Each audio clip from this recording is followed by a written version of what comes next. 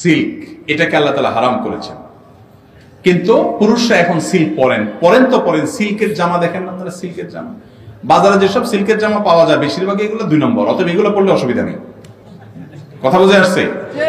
Pure silk এটা তো পরিমাণ অনেক কম, দামও অনেক বেশি, অনেক ছোট করে ফেলানো যায়। এটা ইসলাম হারাম করেছে আমাদের জন্য। কেন হারাম করেছে পুরুষদের জন্য? এটা আল্লাহ তাআলা ভালো জানেন। আল্লাহ তাআলা অনেক কিছু হারাম করেছেন, তার রহস্য আমরা হয়তো বুঝেছি 1400 বছর পরে, 1300 বছর পরে, কিংবা হয়তো আরো পরে বুঝবো।